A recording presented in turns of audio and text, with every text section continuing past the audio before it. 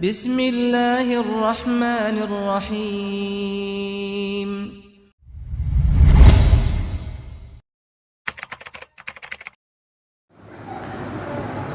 Bismillahirrahmanirrahim. Assalamualaikum warahmatullahi wabarakatuh.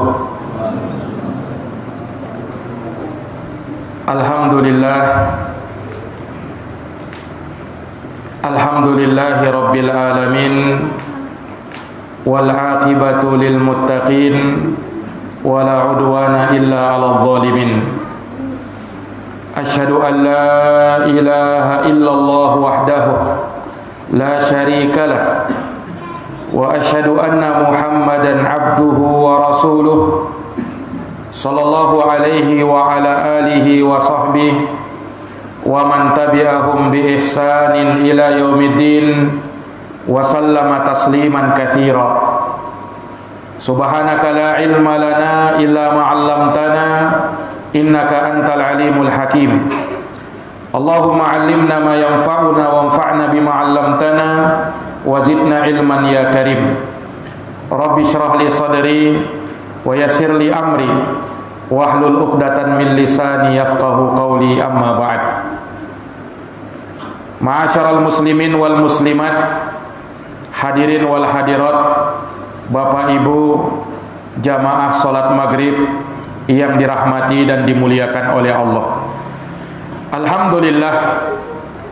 Alhamdulillahi bi ni'matihi tatimmu shalihat. Segala puji hanya bagi Allah yang dengan nikmat-nikmatnya tertunai segala amal-amal kebajikan. Salawat dan salam semoga terhatur limpahkan kepada junjungan kita, Nabi Agung, Nabi yang mulia, Rasulullah Muhammad bin Abdullah sallallahu alaihi wasallam, kepada keluarga, para sahabat, dan mereka yang senantiasa meniti jalannya sampai hari kiamat. Kaum muslimin dan muslimat, jamaah surau Al-Qadar yang dimuliakan oleh Allah. Salah satu dari perkara yang harus kita imani, yang harus teryakini di dalam hati, adalah mengimani tentang adanya hari kiamat.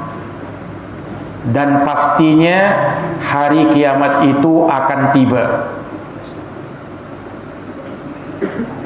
di mana Allah Subhanahu wa ta'ala telah banyak menyebutkan tentang ayat-ayatnya.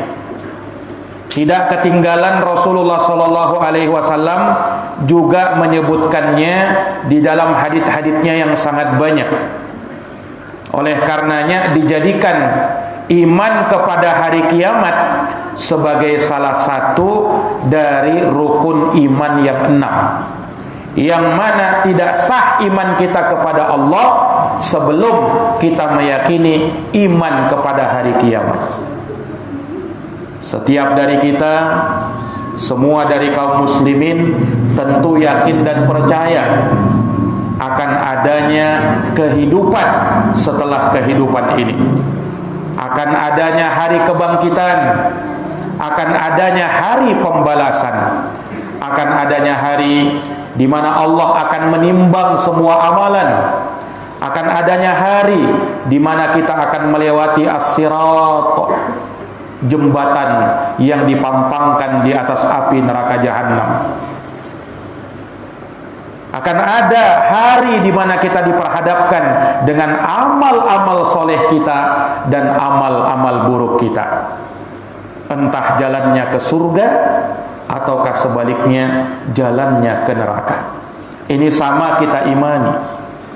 Maka jamaah yang dirahmati dan dimuliakan oleh Allah, kehidupan manusia tidak akan benar dan tidak akan sempurna manakala dia tidak beriman kepada hari kiamat, tidak beriman dengan hari pembalasan, tidak beriman dengan adanya hari di mana kita menghadap kepada Allah, mempertanggungjawabkan semua amal perbuatan kita.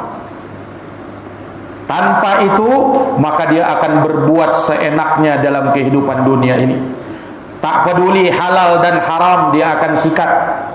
Tak peduli apakah ini baik atau buruk, dia akan terus berjalan sesuai dengan hawa nafsu dan keinginan jiwanya.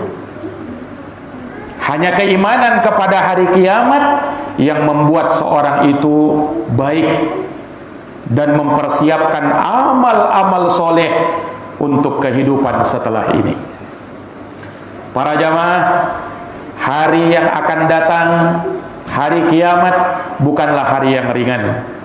Itu hari yang berat, hari penantian yang sangat lama, menunggu di padang mahsyar yang satu hari bagaikan 1000 tahun. Dalam sebagian ayat, satu hari bagaikan 50.000 tahun. Fi yaumin kana miqdaruhu khamsina alfasana. Dalam satu hari yang kadar penantiannya sama dengan 50.000 tahun untuk masa penungguan itu. Itu hari yang berat, di mana manusia dikumpulkan oleh Allah di padang mahsyar dalam keadaan tidak beralas kaki, kata Nabi, tidak berpakaian alias telanjang, dan belum dikhitan. Allah kembalikan sebagaimana awal kali, seperti dia dikeluarkan dari perut ibunya. Allah kembalikan dia seperti itu, tidak punya apa-apa dan tidak membawa apa-apa. Dari manusia pertama Nabiullah Adam alaihi salam sampai manusia terakhir, wallahu a'lam siapa manusia yang terakhir nanti. Yang jelas dikumpulkan di padang mahsyar, di suatu bumi yang telah Allah ganti dengan bumi yang lain. Karena ayatnya dalam Quran, yauma tubaddalul ardu ghairal ardi was samawat. Hari tatkala Allah mengganti bumi ini dengan bumi yang lain, tidak seperti bumi yang ada pada hari ini. Padang mahsyar adalah sesuatu yang putih, tak ada bangunannya, tak ada pepohonan, tak ada bangunan, tak ada gunung. Disitulah Allah kumpulkan kita. Jamaah yang dirahmati dan dimuliakan oleh Allah. Ditambah yang lebih mengerikan lagi, matahari yang sekarang ini jaraknya jutaan mil sampai ke muka bumi ini, tapi nanti pada hari kiamat Allah jadikan jaraknya hanya 1 mil. Ini Nabi yang bilang, Pak. Rasulullah yang sabdakan. Kehidupannya itu sudah tidak sama seperti kehidupan di dunia. Karena kalau kita pikir secara akal, kalau matahari didekatkan sejarak 1 mil, tidak mungkin manusia bisa bertahan. Bahkan matahari yang sekarang ini, kalau dia bergeser sedikit saja, akan membuat hangus bumi Allah Subhanahu wa ta'ala. Tapi di hari kiamat, di alam yang berbeda, Allah jadikan matahari itu sejarak 1 mil. Manusia bisa bertahan? Naam, manusia bisa bertahan, tapi setengah mati. Makanya Rasulullah menyebutkan ketika itu, matahari didekatkan sejarak 1 mil, yang ukurannya 1 mil kurang lebih 1,6 kilometer. Sebagian ulama ada yang menyebut tafsirnya itu maksudnya matahari dijarakkan 1 jengkal saja dari atas kepalamu. Ada yang menyebutkan seperti itu. Ala kulli hal, dia sangat dekat, sehingga manusia pun pada waktu itu berkeringat. Sehingga kata Nabi, ada yang keringatnya sampai menutupi mata kakinya, ada yang keringatnya sampai menutupi betisnya, menutupi lututnya, ada yang sampai pinggangnya, ada yang sampai dadanya, ada yang tenggelam oleh keringatnya sendiri, sesuai dengan amal perbuatan dia tatkala hidup di dunia. Dan kita tidak tahu, jamaah, kita termasuk dari golongan yang mana. Maka jamaah yang dirahmati dan dimuliakan oleh Allah Subhanahu wa ta'ala, di hari itu manusia dalam keadaan sulit. Di hari itu manusia butuh pertolongan, namun tidak ada pertolongan kecuali pertolongannya Allah Subhanahu wa ta'ala. Masa penantian yang sangat lama. Manusia pun menginginkan agar hisab segera ditegakkan. Apa yang dilakukan manusia ketika itu? Mereka datang, Pak, kepada setiap nabi dan rasul. Awal kali mereka datang kepada Nabi Adam alaihi salam, minta bantuan kepada Adam supaya memohon kepada Allah agar hisab, perhitungan amalan segera ditegakkan. Nabi Adam alaihi salam ketika diminta seperti itu, Adam mengingat dosanya kepada Allah yang telah memakan buah yang terlarang, sehingga dengan sebab itu beliau keluar dari dalam surga, diturunkan ke bumi. Yang walaupun Allah Subhanahu wa ta'ala sebenarnya sudah mengampuni dosanya Nabi Adam, karena Nabi Adam sudah memohon ampun kepada Allah, Allah ampuni dosanya Adam. Tapi beliau teringat dengan dosa itu. Beliau tak berani meminta itu kepada Allah. Nabi Adam berkata, nafsi, nafsi. Hari ini aku hanya memikirkan keselamatanku. Hari ini aku hanya memikirkan keselamatanku. Bayangkan, Nabi ini, Pak, memikirkan keselamatannya. Beliau seorang Nabi yang tentunya ketakwaannya tidak bisa lagi dibilang. Adam hanya melakukan satu kesalahan seumur hidupnya, tapi takutnya sedemikian rupa. Bagaimana dengan manusia yang terlalu banyak dosa dan kesalahan yang dia lakukan? Maka akhirnya Nabi Adam berkata, aku tak mampu memintakannya kepada Allah. Pergilah kepada Nabi Nuh, barangkali dia mampu untuk melakukannya. Maka akhirnya manusia semuanya, ya, dalam jumlah yang sangat besar itu datang kepada Nabi Nuh. Sama dengan Nabi Adam, Nabi Nuh juga berudzur. Aku tak mampu memintakannya kepada Allah. Bukan aku orangnya, kata Nabi Nuh. Datang kalian kepada Nabi Ibrahim alaihi salam, yang merupakan Khalilur Rahman, kekasihnya Allah Ar-Rahman. Datang mereka kepada Nabi Ibrahim. Ibrahim pun tak sanggup memintakannya. Datang kalian kepada Nabi Musa. Maka datang manusia kepada Nabi Musa. Musa juga tak mampu memberikannya. Datang lagi kepada Isa. Isa pun tak mampu memintakannya. Namun Nabi Isa berkata, datanglah kepada Muhammad. Innahu khatamul anbiya. Karena Muhammad adalah penutup para nabi. Dan dia adalah orang makhluk Allah Subhanahu wa ta'ala yang menjadi sayyidu waladi Adam yaumal qiyamah. Dia pimpinan manusia pada hari ini, di hari kiamat ini. Datanglah kepada dia. Maka datanglah manusia kepada Nabi kita Muhammad sallallahu alaihi wasallam. Ketika Rasulullah dimintakan seperti itu, maka Rasulullah bangkit dan mengatakan, ana laha, saya yang akan memintakannya, saya yang akan memintakannya, kata Nabi Muhammad sallallahu alaihi wasallam. Maka datanglah Nabi sallallahu alaihi wasallam di bawah Arsyur Rahman, di bawah singgasana Allah, dan Nabi sallallahu alaihi wasallam bersujud di bawah singgasana Allah dengan sujud yang sangat lama ketika itu. Nabi pun menyebutkan pujian-pujian kepada Allah Subhanahu wa ta'ala tatkala itu. Sampai kata Allah kepada Nabi Muhammad, ya Muhammad irfa ra'sak, wahai Muhammad, angkat kepalamu, wasal tu'ta, minta kau akan diberi, wasfa' tu syafa', berilah syafaat, maka engkau akan diberi syafaat. Maka saat itulah dikenal dengan syafaatul uzma, syafaat yang sangat besar yang diberikan oleh Nabi kepada seluruh umat manusia sampai Nabi dan Rasul Allah.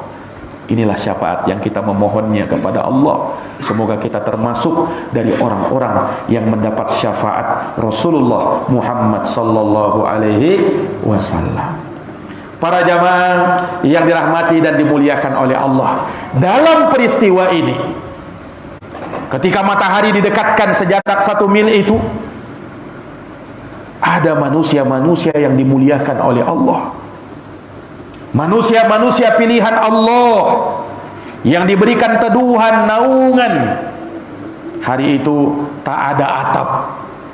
Hari itu tak ada terpal. Hari itu tak ada payung untuk bisa menaungi. Yang ada adalah naungannya Allah Subhanahu wa ta'ala. Para jamaah yang dirahmati dan dimuliakan oleh Allah, maka Rasulullah bersabda dalam hadis Abu Hurairah yang diriwayatkan oleh Imam Al-Bukhari dan Imam Muslim, sab'atun, ada 7 golongan manusia, yudhilluhumullahu tahta dhillih, yang manusia-manusia ini adalah manusia-manusia pilihan Allah. Allah naungi mereka. Hari itu tak ada naungan kecuali naungannya Allah Subhanahu wa ta'ala. Ini hadis cukup terkenal di kalangan kaum muslimin. Mungkin sudah sering kita dengarkan, mungkin sangat sering kita sampaikan atau kita dengarkan dari para khutbah, dari para penceramah menjelaskan ini hadis. 7 golongan manusia yang akan diberikan naungan oleh Allah, hari yang tiada naungannya kecuali naungan Allah Subhanahu wa ta'ala. Jamaah yang dirahmati oleh Allah, namun ilmu yang sudah sampai ini, akankah kita berpikir, akankah kita merenungkan, akankah kita berupaya dan berusaha memikirkan, saya ini kira-kira masuk enggak dalam 7 golongan tadi, dalam 7 golongan ini? Harusnya berpikir seperti itu dan mengusahakan untuk itu. Jamaah yang dirahmati dan dimuliakan oleh Allah Subhanahu wa ta'ala. Karena hadis yang sampai kepada kita, ilmu yang telah sampai kepada kita, itu menuntut amalan. Sehingga kalau sampai kepada kita ini, maka yang harus dari kita, yang wajib bagi kita, mempersiapkan diri. Semoga kita termasuk dari 7 golongan ini. Para jamaah yang dirahmati dan dimuliakan oleh Allah Subhanahu wa ta'ala, Rasul menyebutkan ada 7 golongan. Walaupun kata ulama, sebenarnya mereka yang nanti dinaungi oleh Allah itu bukan terbatas pada 7 saja. Ini 7 ini yang istimewa. Ada lagi yang Allah teduhi, tidak disebut di dalam hadis ini memang. Seperti misalnya Rasul pernah bersabda tentang orang yang memberikan keringanan bagi orang yang sulit bayar utang. Kata Nabi SAW dalam hadis yang diriwayatkan oleh Imam Muslim, man anzara mu'siran aw wada'a lahu adhallahu Allahu fi dhillih yawma la dhilla illa dhilluh. Kata Nabi, barang siapa yang memberikan kemudahan bagi orang yang kesulitan bayar utang, maka kelak di hari kiamat Allah akan naungi dia di hari yang tiada naungan, di hari yang tiada teduhan kecuali teduhannya Allah. Ini disebutkan dalam hadis ini, tidak masuk dalam 7 golongan itu. Ini jamaah yang dirahmati oleh Allah. Juga Rasul pernah bersabda tentang keutamaan sedekah. Kata Rasul sallallahu alaihi wasallam, kullu mri'in tahta dhilli sadaqatihi hatta yuqadha bainan nas. Setiap orang, kata Nabi, akan mendapatkan naungan dan teduhan di bawah sedekahnya sampai Allah putuskan keputusan di antara manusia. Ini jamaah yang dirahmati oleh Allah. Sehingga apa yang disebut oleh Nabi 7 golongan ini la mafhuma lahu, kata ulama, tidak ada pemahamannya, tidak ada pemahaman kebalikannya. Jangan hanya dibatasi cuman 7. Oh tidak, masih ada di sana golongan-golongan yang lain. Oleh karenanya Imam Al-Hafidh Ibnu Hajar rahimahullahu ta'ala, beliau punya satu karangan tulisan judulnya Ma'rifatul Khisal Al-Musilah ila Dhilal, mengetahui sifat-sifat karakter-karakter yang bisa mengantarkan kepada mereka yang dinaungi oleh Allah di hari kiamat nanti. Itu punya tulisan sendiri Imam Al-Hafidh Ibnu Hajar itu rahimahullahu ta'ala. Para jamaah yang dirahmati dan dimuliakan oleh Allah Subhanahu wa ta'ala, Allah Subhanahu wa taala mengumpulkan manusia ketika itu di padang mahsyar. Allah ingin perlihatkan kau sesungguhnya. Allah ingin perlihatkan keadaanmu yang sebenarnya. Allah ingin tampakkan kekuasaannya.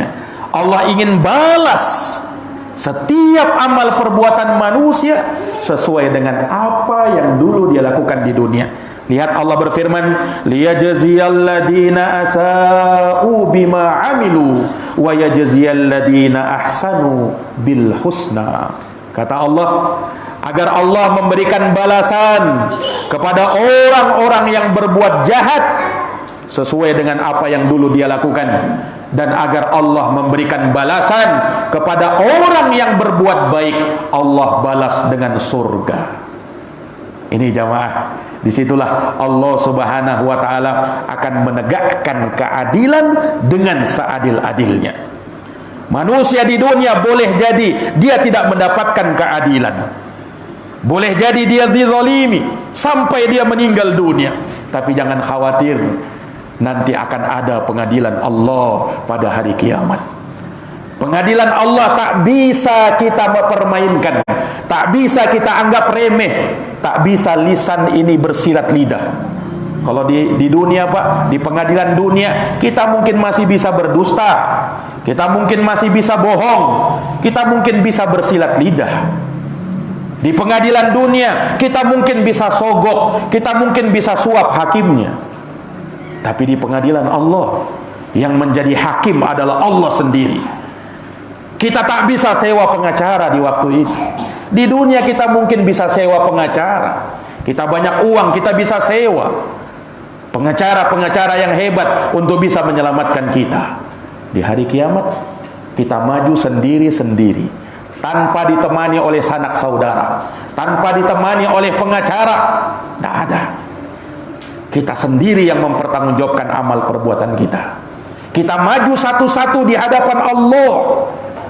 Sampai kata Nabi SAW, "Ma min ahadin", tidak ada seorang pun dari manusia, "illa sayukallimuhumur rahman", kecuali Allah Ar-Rahman akan mengajak bicara oleh dia, akan mengajak bicara sama dia. Laisa bainahu wa bainallahi tarjuman, tidak ada antara Allah dengan dirinya seorang penterjemah. Tidak ada. Allah langsung menghukum dia, Allah langsung mengadili dia. Ini jamaah yang dirahmati dan dimuliakan oleh Allah Subhanahu wa ta'ala. Maka Rasulullah menyebutkan ini, ada 7 golongan kata Nabi akan dinaungi oleh Allah hari yang tiada naungan kecuali naungannya Allah. Siapa mereka jamaah? Yang pertama, imamun adil, seorang imam yang adil, pemimpin yang adil. Disebutkan ini yang pertama karena memang dia yang paling istimewa. Seorang pemimpin yang mampu berlaku adil.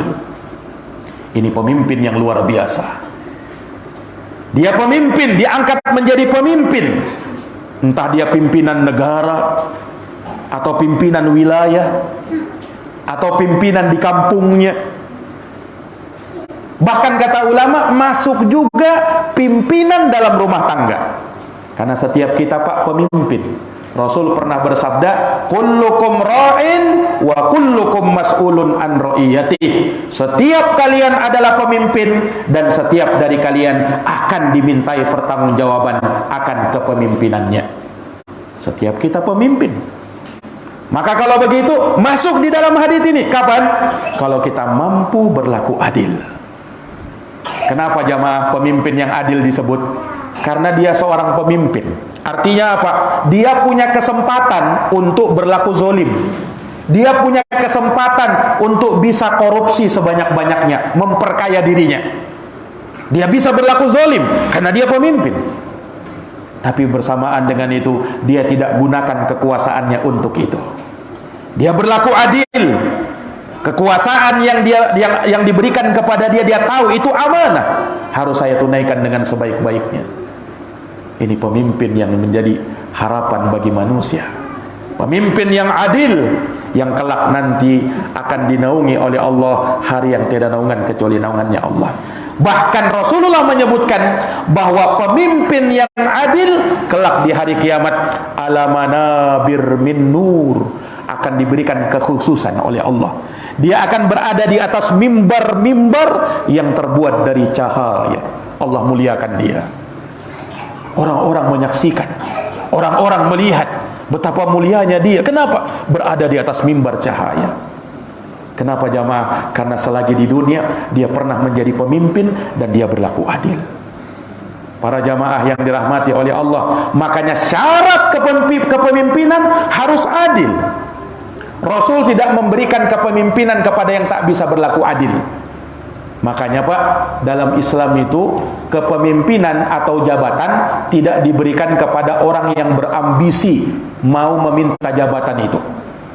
Rasul pernah menasihati salah seorang sahabatnya yang bernama Abdurrahman bin Samurah. Ya Abdurrahman bin Samurah, la tas'alil imarah. Wahai Abdurrahman, jangan kau minta jabatan, jangan kau minta kepemimpinan. Fa innaha, karena sesungguhnya itu jabatan, karena sesungguhnya itu kepemimpinan. In utitaha an mas'alatin ukilta alaiha. Kalau kau diberi dengan memintanya, kau berambisi dengannya, kau tidak akan dibantu oleh Allah. Wa in utitaha an ghairi mas'alatin u'inta 'alaiha. Tapi kalau kau diberi jabatan, kalau kau diberi kepemimpinan tanpa kau memintanya, maka kau akan dibantu oleh Allah. Ini jamaah yang dirahmati dan dimuliakan oleh Allah Subhanahu wa taala, pemimpin yang adil. Iya. Kemudian golongan yang kedua, mereka yang akan dinaungi oleh Allah hari yang tiada naungan kecuali naungannya Allah Subhanahu wa taala. Kata Nabi, wasyabun nasya'a fi ibadatillah, dan seorang pemuda yang dia tumbuh dalam beribadah kepada Allah. Lihat Pak, disebut seorang pemuda di masa mudanya, tentunya dalam kondisi yang sangat prima, kekuatan sempurna, fisik masih kuat, masih bisa beraktivitas.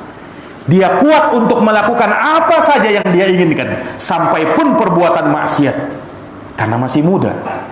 Gejolak syahwat ketika itu masih terlalu tinggi. Makanya disebutkan pemuda, tidak disebutkan orang tua. Kalau orang tua beribadah wajar, karena sudah dekat-dekat, malaikat maut sudah mengintai. Ini kalau orang tua. Tapi kalau orang muda, anak muda, dia menganggap, oh saya masih panjang, kehidupan masih terlalu lama, masa muda harus kita gunakan poya-poya.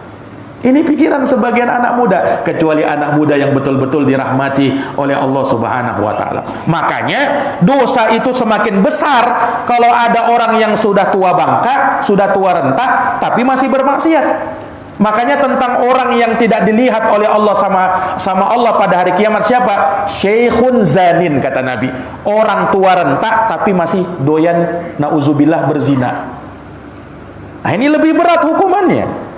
Bukan artinya pemuda yang berzina tidak berdosa, berdosa juga. Tapi kalau ada orang tua yang sudah tua masih berzina, ini keterlaluan. Mau sampai kapan bermaksiat terus? Nah, ini jamaah yang dirahmati dan dimuliakan oleh Allah Subhanahu wa taala. Iya, makanya disebutkan dalam Quran, Pak, ya, kisahnya Ashabul Kahfi itu kita bisa baca dalam surat Al-Kahfi. Manusia-manusia yang Allah tidurkan selama berapa tahun? 309 tahun. Bayangkan kekuasaan Allah untuk membuat mereka tidur selama itu. Siapa mereka ini? Ashabul Kahfi. Siapa mereka? Orang tua kah? Bukan. Mereka anak muda. Allah berfirman apa? Innahum fityatun amanu bi rabbihim wa zidnahum huda. Sesungguhnya mereka adalah para pemuda yang beriman kepada Tuhan mereka, maka kami tambah petunjuk kepada mereka. Bayangkan tidur selama itu. Allah ingin memperlihatkan kekuasaannya. Allah ingin perlihatkan kekuasaannya. Allah maha mampu untuk membangkitkan manusia walaupun ditidurkan selama itu. Mereka ini pemuda yang dulunya diceritakan mereka diincar, dicari, mau dibunuh, mau dirajam sama penguasa yang zalim tatkala itu. Akhirnya mereka pun bersembunyi dalam sebuah gua. Mereka tertidur selama 309 tahun. Ternyata mereka ini para pemuda. Subhanallah. Ceritanya diabadikan di dalam Quran karena hebatnya mereka. Masih muda tapi beribadah kepada Allah. Ini para jamaah yang dirahmati dan dimuliakan oleh Allah Subhanahu wa taala. Sebab mereka sadar dan tahu bahwa masa muda itu masa yang akan dimintai pertanggungjawaban oleh Allah Subhanahu wa taala. Makanya salah satu yang ditanyakan oleh Allah sebelum kaki ini bergeser pada hari kiamat, Allah tanya apa? An umrihi fima afna. Tentang umurmu, di mana kau habiskan? Allah tanya itu. Wa an syababihi fima abla. Tentang masa mudamu. Anak muda, di mana kau usangkan masa mudamu? Allah tanya itu. Jamaah yang dirahmati oleh Allah. Makanya dalam hadis golongan orang kedua, mereka yang dinaungi oleh Allah pemuda. Yang dinaungi oleh Allah hari yang tiada naungan kecuali naungannya Allah. Disebut pemuda ini mimbabit taglib. Bukan artinya pemudi tidak masuk. Pemudi juga masuk. Perempuan yang muda juga masuk. Nah, tapi disebut oleh Nabi pemuda karena apa? Nabi bercakap-cakap kepada para pemuda waktu itu. Nah, bukan artinya pemudi tidak masuk. Pemudi juga Masya Allah. Kalau dia mampu menggunakan waktunya untuk beribadah, di masa mudanya dia beribadah, menjadi wanita yang salihah, maka Allah muliakan orang seperti itu. Ini jamaah yang dirahmati dan dimuliakan oleh Allah. Kemudian golongan yang ketiga, warajulun qalbuhu mu'allaqun bil masajid. Seorang yang hatinya terikat dan terpaut dengan masjid. Ini golongan ketiga, Pak. Seorang yang hatinya terikat, terpaut dengan masjid. Maksudnya apa? Selalu rindu dengan masjid. Dia suka beribadah di masjid. Ketika dia selesai beribadah keluar dari masjid, hatinya selalu rindu mau lagi pergi ke masjid. Inilah orang yang terpaut dengan masjid. Bersyukur kepada Allah, Pak, ketika Allah jadikan hati kita itu senang ke masjid. Akan dinaungi oleh Allah hari yang tiada naungan kecuali naungannya Allah Subhanahu wa taala. Masjid itu tempatnya orang bertakwa. Insya Allah kita yang ada di sini semua orang-orang bertakwa. Karena Nabi pernah bersabda, al masjidu baitu kulli taqiyyin. Masjid itu adalah tempat setiap orang yang bertakwa. Makanya orang bertakwa itu kalau ada masalah perginya ke masjid, Pak. Nah, seperti sebagian orang ada masalah perginya ke karaoke, ada masalah perginya ke warung dan toko, dikiranya bisa menyelesaikan masalahnya. Pergi ke mall dia, pergi shopping dia, kiranya bisa menyelesaikan masalah. Subhanallah, tauladan yang sangat luar biasa yang pernah dicontohkan oleh Imam Ali bin Abi Thalib radhiyallahu anhu. Sahabat yang mulia Ali bin Abi Thalib, pernah terjadi masalah antara beliau dengan putri Rasulullah, istri beliau sendiri yang pertama yang bernama Fatimah bintu Muhammadin sallallahu alaihi wasallam. Terjadi masalah rumah tangga, wajar. Ada masalah. Ali pergi ke mana? Pergi ke masjid. Mencari solusi, mengadu kepada Allah Subhanahu wa taala. Tidak seperti sebagian orang sekarang. Jadikan masjid dulu, Pak, masjid itu menjadi sentral aktivitas kaum muslimin. Ada masalah, pergi ke masjid. Ada sesuatu yang perlu dibicarakan, ke masjid. Itu dahulu. Tapi sekarang sebagian orang mulai meninggalkan masjid. Padahal masjid itu dulu sifatnya itu sangat luas, fungsinya masjid itu, Pak. Nah, bisa digunakan untuk kita rapat, untuk hal-hal yang baik yang kita bisa bicarakan, untuk maslahat umum, kemaslahatan untuk manusia. Dulu masjid dijadikan seperti itu. Tapi sekarang sudah mulai bergeser fungsi masjid itu. Nah, termasuk juga surau seperti ini dimanfaatkan. Para jamaah yang dirahmati oleh Allah, Allah Subhanahu wa taala pernah berfirman, "Innama ya'muru masajidallah man amana billahi wal yawmil akhir wa aqamas shalah wa ataz zakah wa lam yakhsha illallah fa asa ulaika ayyakunu minal muhtadin." Sesungguhnya mereka yang memakmurkan masjid-masjid Allah dijamin mereka yang beriman kepada Allah, kepada hari akhir, mendirikan salat, menunaikan zakat, mereka tidak takut kecuali hanya kepada Allah. Nah, mereka itulah kata Allah, orang yang dijamin hidayah untuk mereka. Ketika dia suka memakmurkan masjid Allah, apalagi jadi takmir masjid. Oh, luar biasa ini. Inilah salah satu cara untuk kita mendapatkan naungan oleh Allah Subhanahu wa taala, hari yang tiada naungan, hari yang tiada teduhan kecuali teduhannya Allah Subhanahu wa taala, beribadah di masjid-masjid Allah Subhanahu wa taala. Para jamaah yang dirahmati dan dimuliakan oleh Allah Subhanahu wa taala, golongan yang keempat yang akan diberikan naungan oleh Allah, hari yang tiada naungan kecuali naungan Allah, warajulani, dan dua orang kata Nabi, tahaba fillah, yang saling cinta mencintai karena Allah, ijtama'a alaihi waftaraqa alaihi, dia bersatu karena Allah, berkumpul karena Allah, berpisah pun karena Allah. Dua orang, Pak, saling cinta mencintai karena Allah. Siapa dua orang ini? Ya mungkin dia saudara sesama muslim, boleh jadi dia suami istri. Nah, dia saling cinta mencintai karena Allah, ijtama alaihi waftaraqa alaihi, dia bertemu karena Allah, dan kalaupun harus berpisah, berpisah pun karena Allah. Ini luar biasa, saling cinta mencintai karena Allah. Karena itu termasuk ikatan iman yang paling kuat. Rasul pernah bersabda, "Awthaqu ural iman al-hubbu fillah wal bughdu fillah." Ikatan iman yang paling kuat, cinta karena Allah, benci pun kau karena Allah. Kalau cintanya karena Allah, Pak, itulah cinta yang langgeng. Itulah cinta yang sejati. Itulah cinta yang terus bertahan sampai kiamat. Nah, itulah cinta yang sesungguhnya. Tapi kalau cintanya karena sebatas hawa nafsu, cintanya hanya karena harta, cintanya karena dunia, tidak bertahan cinta yang seperti ini. Tidak akan bertahan. Kalaupun bertahan di dunia, nanti di akhirat akan jadi musuh mereka. Siapa yang bilang, Ustaz? Allah sendiri yang bilang. Allah berfirman dalam Quran, "Al-akhillau yawma idin ba'duhum li ba'din adu illal muttaqin." Orang-orang yang saling cinta mencintai nanti pada hari kiamat, sebagian mereka akan menjadi musuh sebahagian yang lain.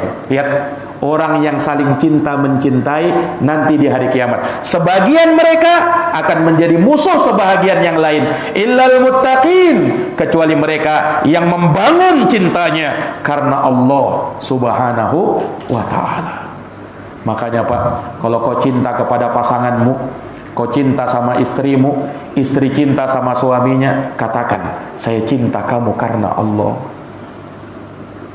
Sehingga cintanya betul-betul sejati, sehingga cintanya betul-betul Allah Subhanahu wa ta'ala jadikan langgeng, bukan hanya di dunia, tapi sampai hari kiamat, sampai nanti di surga Allah Subhanahu wa ta'ala. Ini para jamaah yang dirahmati dan dimuliakan oleh Allah. Seorang mukmin harus cinta kepada saudaranya karena Allah. Bahkan Nabi bersabda, "La yu'minu ahadukum hatta yuhibba li akhihi ma yuhibbu li nafsihi." Tidak beriman salah seorang dari kalian, kata Nabi, sampai dia cinta kepada saudaranya seperti dia cinta kepada dirinya sendiri. Cinta karena Allah. Bahkan Rasulullah juga pernah menyatakan dalam hadisnya, "Salasun," ada tiga kata Nabi. Yang tiga ini tidak akan pernah merasakan manisnya iman, atau tiga ini kalau dia berada pada tiga ini, maka dia akan mendapatkan halawatal iman, manisnya itu iman. Apa itu? Ayyakunallahu wa rasuluhu ahabba ilaihi mimma siwahuma. Hendaknya Allah dan Rasulnya lebih dia cintai daripada apapun. Itu yang pertama. Wa ayyuhibbal mar'a la yuhibbuhu illa lillah. Dan dia cinta kepada seseorang, tapi ingat, dia tidak cintai kecuali karena Allah. Wa ayyakraha ayyauda fil kufr ba'da an anqadahu Allahu minhu kama yakrahu ayyuqadhafa finnar. Kemudian yang ketiga, dia benci untuk kembali kepada kekafiran setelah Allah selamatkan dia dari kekafiran, sebagaimana ia benci untuk dilemparkan ke dalam api neraka. Inilah orang yang akan merasakan apa? Manisnya iman. Ini golongan keempat, Pak. Yang kelima, kata Nabi SAW, mereka yang akan dinaungi oleh Allah, hari yang tiada naungan kecuali naungannya Allah. Warajulun da'athum ra'atun datu mansibin wa jamal faqala inni akhafullah. Dan seorang laki-laki yang dipanggil oleh wanita yang cantik lagi memiliki kedudukan, dipanggil untuk berbuat nista, tetapi dia mampu berkata, inni akhafullah, aku takut sama Allah, aku tak berani melakukan perbuatan itu. Subhanallah. Jamaah yang dirahmati oleh Allah, di antara godaan besar bagi kaum pria, bagi kaum Adam adalah wanita. Sampai Rasul pernah bersabda, ma taraktu ba'di fitnatan adarru 'ala rijal minan nisa. Aku tidak tinggalkan suatu fitnah bagi laki-laki yang lebih berbahaya melebihi fitnah wanita. Terkadang ada sebagian orang yang bisa tahan dengan harta, dengan kemiskinan, tapi tak bisa dia tahan dengan wanita. Jamaah yang dirahmati dan dimuliakan oleh Allah, ini keadaan orang yang soleh, betul-betul soleh.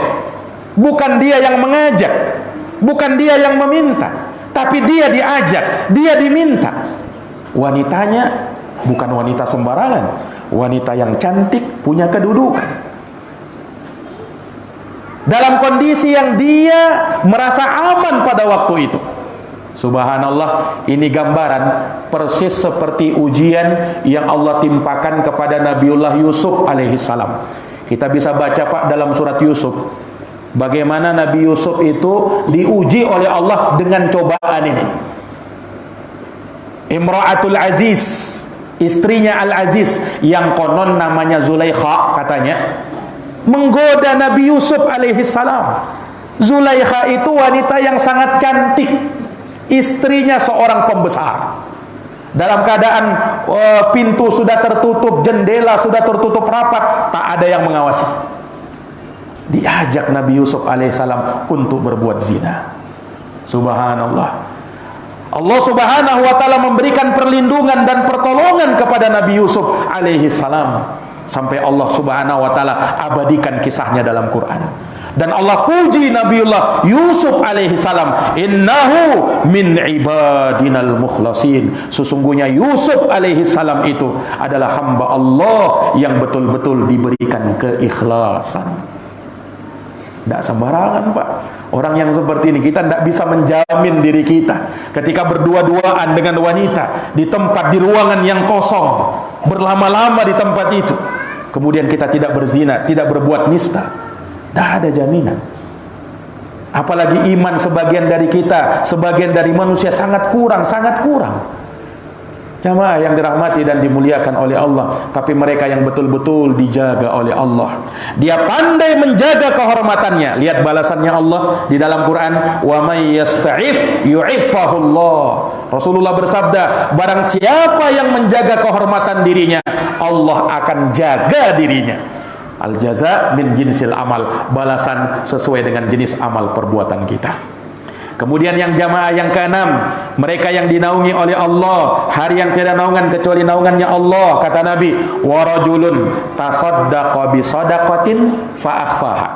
Seseorang yang dia bersedekah dengan satu sedekah, saking ikhlasnya dalam sedekah, hatta la ta'lama shimaluh ma tunfiqu yaminuh, sampai tangan kirinya ini tak tahu apa yang mau disumbangkan oleh tangan kanannya. Ini gambaran, Pak, supaya betul-betul ikhlas. Bukan artinya kalau kita nanti nyumbang, sembunyikan tangan kiri. Itu cuma gambaran, perumpamaan dari Nabi. Dia itu betul-betul ikhlas. Saking ikhlasnya tangan kiri pun tak tahu, bayangkan. Kan yang paling dekat itu tangan kiri dan kanan kan. Dimanapun kita berada selalu nempel dua ini. Nggak mungkin dia berpisah. Kita mau pergi ke WC, ada tangan kanan dan tangan kiri kita. Kita mau sholat, takbir, ada tangan kanan dan tangan kiri kita. Dia sangat dekat. Ya.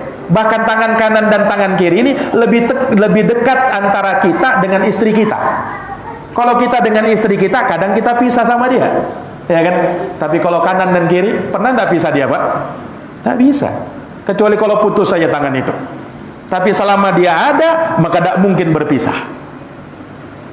Ini gambaran dari Nabi. Saking ikhlasnya, seperti itu keadaannya. Dia tidak mau pamer dengan amal ibadahnya. Tidak seperti sebagian orang, Pak. Pada hari ini kalau sudah ibadah, pamer. Mau sholat malam, update dulu status. Indahnya malam hari ini. Nah, padahal mau pamer. Sebagian orang seperti itu. Nah, jamaah yang dirahmati oleh Allah, ibadah itu semakin kau sembunyikan, semakin nampak keikhlasannya. Tapi kalau kita sudah mau pamer, mau disebut, mau dibilang berapa sumbangannya, berapa ininya, nah ini jamaah sekalian terkadang bisa mengganggu keikhlasan kita. Hati-hati jamaah. Iya. Dan yang terakhir, para jamaah yang dirahmati oleh Allah, mereka yang dinaungi oleh Allah, hari yang tiada naungan kecuali naungannya Allah. Yang ketujuh, warajulun dzakarallaha khalian fafadat aina. Seorang laki-laki, masuk juga seorang perempuan, yang dia berzikir kepada Allah dalam keadaan sendiri, saking khusyuknya dia, maka meneteslah air matanya. Kenapa menetes air matanya? Karena dia paham bacaannya. Dia paham kenapa dia menangis. Karena takut kepada Allah subhanahu wa ta'ala. Tidak seperti keadaan sebagian orang kadang. Sholat dia lihat khusyuk betul. Sampai menangis. Luar biasa. Menangis dia. Selesai sholat ditanya, mengapa kau menangis? Tidak tahu, imam juga nangis. Saya juga ikut nangis. Apa artinya apa yang dibaca imam? Tidak tahu. Terpengaruh dengan nangisnya imam. Nah, bukan yang seperti ini. Orang yang menangis, yang dia betul-betul menangis, bukan ikut-ikutan nangis, tapi menangis karena takutnya dia sama Allah, takutnya dia dengan dosa-dosanya, takutnya dia dengan hukuman dan siksaan Allah. Berlinanglah air matanya. Ini luar biasa tangisan yang seperti ini, Pak. Orang kalau menangis karena orang tuanya, biasa. Orang menangis kalau karena saudaranya, biasa. Tapi menangis karena Allah, ini yang luar biasa. Jamaah yang dirahmati dan dimuliakan oleh Allah subhanahu wa ta'ala, maka inilah 7 golongan manusia yang akan diberikan naungan hari yang tiada naungan kecuali naungannya Allah. Nah, maka jamaah sekalian, setelah kita tahu ini, maka berusahalah apa di antara amal kita yang paling dekat dari 7 golongan tadi. Berusaha untuk itu.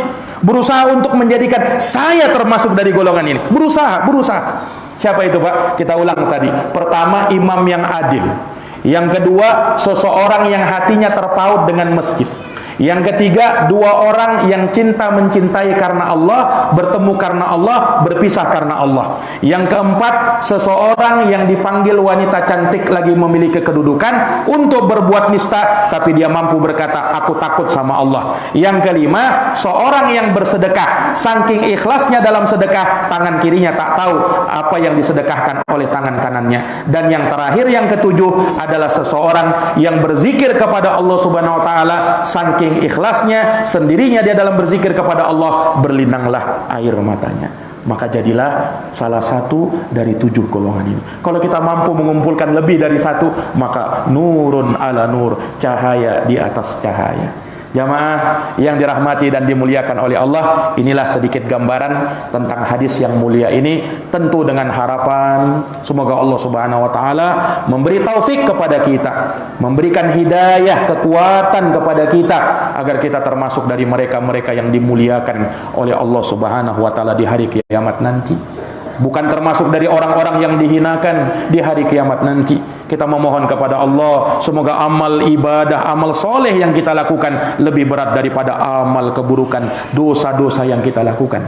Semoga Allah muliakan kita. Semoga Allah Subhanahu wa taala memasukkan kita ke dalam surganya dan melindungi kita dari api nerakanya. Amin amin ya rabbal alamin. Jazakumullah khairan katsiran atas perhatiannya. Mohon maaf atas segala kekurangannya. Kita akhiri dan kita tutup dengan doa kafaratul majlis. Subhanakallahumma wa bihamdika asyhadu an la ilaha illa anta astaghfiruka wa atubu ilaik. Subhana rabbika rabbil izzati amma yasifun wa salamun alal mursalin walhamdulillahi rabbil alamin. Wassalamu alaikum warahmatullahi wabarakatuh.